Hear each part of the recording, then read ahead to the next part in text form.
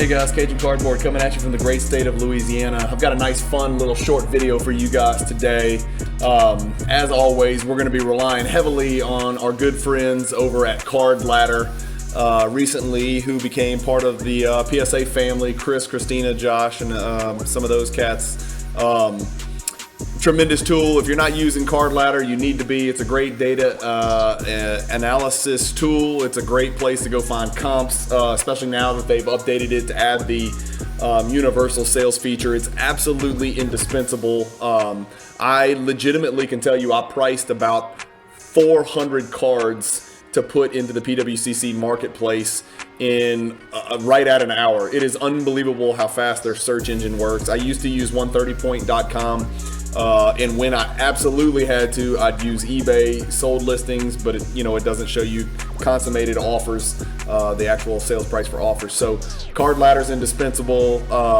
It's my go-to. But anyway, I wanted to talk to you guys today about this. Card Ladder has another unique feature which I'm going to show you, called the ladder. So I've opened up Card Ladder. I'm a Card Ladder Pro member, so this is the Card Ladder main page. If you click over here on the left banner on ladder, it says no results for your query because I had something plugged in. So you leave that blank, but then you go over here to this drop down menu and you can search all sorts of really cool things. I'm gonna do a few videos with some of these that are very interesting. Like you can sort cards by the highest pop, the value, the market cap, last sold, all sorts of different things. But what I found really interesting, just scrolling through here, and what I wanted to share with you guys was the number of sales. That did not work. Sorry, go back. The number of sales over here. Okay, so I'm going to click number of sales. I've got to filter this to basketball because that's all I care about. Hit apply. And here we go. So here's our list sorted by, as you'll see over here, the number of sales. And you can click the card and pull it up. But going in order, this is over the last 1 year, sorting the cards in order and with grade and or raw based on the number of times they have been bought or sold on auction houses, open marketplace, my slabs. I'm going to leave some stuff out here. Obviously, it doesn't have IG or Facebook, but it does include some private transactions that have been reported. But I just thought it was interesting for us to take a look and see. So number one, obviously you'll see is the Lamello ball raw Prism. If you click on the card, what's really cool is you can kind of click on the card, and I'm not going to go full screen. I'm just going to show you his raw base card last sold for $23.98. If you look back, I've got it sorted on 6 months. Let's look back to a year. Look at what the hell has happened to the base market for Lamello Prism. This is why I tell everybody to chill the hell out, man. When the card first comes out, calm down, chill out. It sold 5,569 times. Think about that. Let me divide that by 365. It's a lot. The card's selling a lot every single day, and it's selling for less and less every single day. If we go look at the last month, it's nuts. It's even going down in the last month. Through no fault of Lamello. He's tearing it up, having a fantastic season. He's going to make the All-Star team. Card number 2 on the list, Anthony Edwards. Same product, same base raw card. Raw $14.58 was the last sale. Look at the last year, exact same curve, right? Exact same curve. Some moron buys it for $150 on day one, then it drops, and then it drops, and then it just flattens out. And this one really hadn't flattened out, just like the Lamello. It's still going down. This base hate is insane, man. But as you can see, 4,746. So closely on the heels of Lamello Ball. He's probably actually catching Lamello Ball a little bit because his is cheaper, and he's actually performing very well, having a great rookie season. The next in line, again, not really a surprise, the 2003 Topps Paper LeBron James card. 4,402 sales. That gives you guys some idea of just how many of these are out there. I think this is indicative of those people in the market trying to buy raw, grade it, and then maybe flip it, or buy raw, grade it, and then stash it in their collection. The raw, here if we look at the PSA 10, there's 2,000 PSA 10s. There's 5,000 PSA 9s, and then obviously they're not going to give you a count on the raw, but But the raw card has sold 4,402 times. And like I said, I think it's a lot of people just trying to pick it up. And look, in the last month, it hasn't changed much. Let's see what this card's done over the last year, though. Yikes. Same kind of deal. There is some massive fluctuations, and that's to be expected on a higher dollar volume card based on centering and the condition that you see in the pictures. The other cool thing with card ladders, you can always click View All Sales. And you can look at every single one. If you see like this one right here that sold for $175, there's probably a reason. If you look at the card, you can pull up a picture. You can go straight to the eBay listing. This one's clearly way the hell off center, left or right. So that just kind of gives you an idea of why it might have sold for $175 when the card 3 days earlier sold for $306. But those are the kind of things you can do on Card Ladder if you want to get a much closer look and figure out. You need to take a deeper look into the comps. They're not always, super simple, easy to tell. But going back to card number 4 on the list, Ja Morant PSA 10 base Prism. Look at the pop on that card, right? So this is the first graded card we've seen. The Ja Morant PSA 10 base Prism. Similar, trajectory here. Now, he did have a little peak here, and then he dipped, and he had another peak, and that's simply based on performance. He is absolutely outperforming the destruction of the base Prism card market. Like, I don't care what anybody says. He's performing so well that he's defying the odds and defying the trend, which is base cards drop, like 100-pound weight into the bottom of the ocean. And so you can see Ja Morant's cards are trying to fight back at around 200, 250. That's a pretty big number for a card that's a pop 19,435. Next on our list, we've got our Kobe. Similar to the LeBron, this is the Kobe Topps paper version. 3,907 sales. That's a shitload of sales, y'all. That's gosh, am I going to do this right? Let's see. That's over 10 sales a day for Kobe Topps rookie. That's 3,650 would be 365 days a year. I think I got that math right. So Kobe comes in there as card number 5. Card number 6 on the list. We're back to LBJ. We're back to the baby goat. $7.50 for this card. This is a trend. Oh my gosh, I don't even want to look at this one. So this is the base. I think they call it the mini LeBron or the Kobe tribute card, right, from 2020 Prism. I don't even want to guess at what the population is of this freaking card, but you can see it sold 3,125 times in raw condition. I apologize to those of you who bought this for $124. This card is now selling for $7.50, and it's because there's a bazillion of them.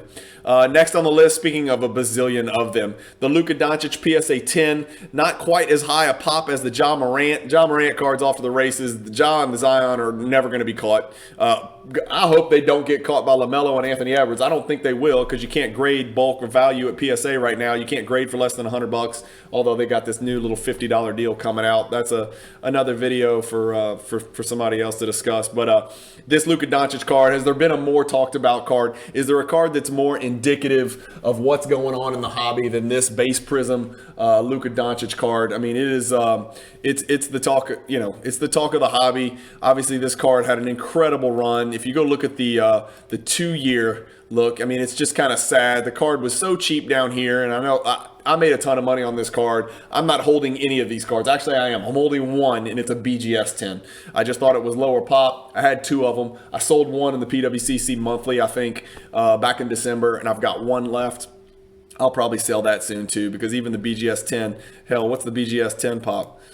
127. Okay, it's a little lower pop than I thought. So if you want to get this card and get it in an elite company, BGS 10 is probably the way to go. If you can find a black label, congratulations. But you got to remember, there's also 2,800 BGS 9.5. So when you combine the PSA 10s and the BGS 9.5s, you're well over 20,000, guys. That's just too much. The hobby has figured it out. Has the pendulum swung too far? I don't know. I might actually do a video on this. The base hate has gotten so massive, it might be an overcorrection. Maybe I'm crazy, maybe I'm naive and I don't want it to happen. But the fact that Doncic has dropped from 780, this is 3 months. November, December. Yeah, 3 months from 782 for a PSA 10 to 452. And he's tearing it up, and he's got the Mavericks kicking ass in the West with a depleted roster. I don't know. I mean, Morant's cards are defying the odds. Why aren't Luka Doncic PSA 10s? I don't know. I don't get it. There's more Morants than there are Doncic, and he's playing just as well. That's just my thoughts. Oh, look, it's little brother, little ugly twin brother. Trey Young, same exact story with Trey Young. He's tearing it up. I think he's second or third in the league in scoring and maybe second or third in assists. I mean, those are phenomenal numbers. His team's not performing as well. But if we look at the Trey Young PSA 10, this is PSA 10 that has been transacted 2,942 times. Look at the screen. Isn't it funny how close the two cards are? The 2978 and the 2942 for the cards that have been inextricably linked since the day they were released. But the PSA 10 Trey Young, similar path here. It looks like it's actually stabilized a little bit. Let's look at the last month. Yeah, it's still going down a little bit, from 160 to 165 down here to 141. So where is the bottom? I mean, geez, where is the bottom for the base Prism market, even in PSA 10 condition? And then here's the whopper, right? So here's the Zion PSA 10. His card's actually been stable for the past 30 days, but that might be because it dropped so much more than the others. This is a card that was 700, 800, and I know it got over 1,000. I'm sure of it, right? Yeah. So this card actually got over 1,000. I sold this card at 850, so somewhere around here probably in December of 2020, or actually I might have sold it maybe around, no, I guess I must have sold it in 2020. I just saw it coming. It was just too much, right? The same reason I sold all of my Doncic base, which I stacked up and bought low, graded. I flipped all those and sold them early. I got rid of all of my Doncic at exactly $1,000 each for the PSA 10s, and I sold 40 of them in one lump sum deal for $40,000. I was absolutely sick to my stomach after I did it because I was worried. I didn't know the population was going where it went, but thank God I did. That's just dumb luck. I mean, I guess it's a little bit of foresight, but I never would have envisioned that those Doncic cards would have dropped this much, man. I sold them around 1,000. So when I sold them, I actually sold them on the uptick. So I sold mine somewhere around here, and then it went all the way up to 2,000. I threw up on myself. Hated myself for a long time, and then it started to creep back down, and it's made me feel a little bit better about it. Could I have timed it and doubled my money? Damn near it, right? If I'd have absolutely timed it perfectly, but that's one of those deals you can't have hindsight. You never know. You take your profits, and you can't really complain about taking profits. There's a million stories that I've got, and I'm sure you guys have them as well, about just making bad decisions on when to sell. Rarely do you just max it out. Rarely do you max it out. Does it happen? Sure, but it's not very common. The next card on the list, let me make sure I don't want to go past 10. 1, 2, 3, 4, 5, 6, 7, 8, 9. Card number 10 is this Kevin Durant 2007 Topps Paper base black border, okay? So there's a few variations of this card. As you can see, there's the white border, the orange border, and then you got the 57, 58 variations. But it's just, I don't know much about this card. I don't know much about this set, and I don't collect Kevin Durant. But there's the black border, the orange border, and the white border. It's the black border that seems to be the most common. It transacted 2,460 times, which is not even half, okay? It's right at half of the Anthony Edwards. It's not even half the number of sales as the Lamello ball. So card number 10 is this Kevin Durant black border. What's this card done over the last 6 months? Let's look. Pretty steady, down a little bit. It's not a huge card. I think it's probably because it's, there's probably a big PSA 10. No, there's not a big PSA 10. Probably because the black borders in the corners. Again, like I said, I apologize. I don't know much about this card. Wonder what the PSA 9 is at. Yeah, so it looks like this is a tough card to gem. The PSA 10 is a pretty rare card at 135, and that card fetches quite a nice penny. So it's funny because you can buy a PSA 10. It looks like, let's say the last one sold for $4,000, but if you want to buy a raw, you're looking at $38. Wow, that is a pretty serious disparity.